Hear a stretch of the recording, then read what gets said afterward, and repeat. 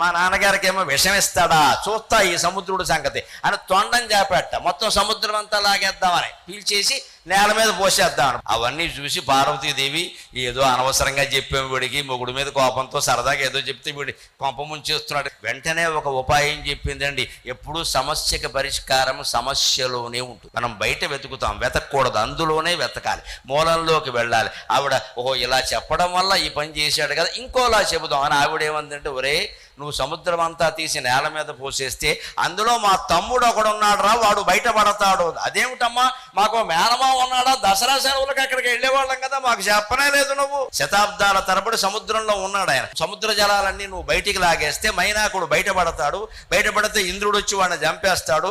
నాకు తమ్ముడు లేకుండా చేస్తావా, నీకు మేనమామం లేకుండా చేస్తావా అంట. తల్లిని తండ్రిని బాధ పెట్టే పని నేను ఎప్పుడూ చెయ్యను అని ఆ తొండాన్ని ఉపసంహరించుకున్నట్ట మన విఘ్నేశ్వరుడు.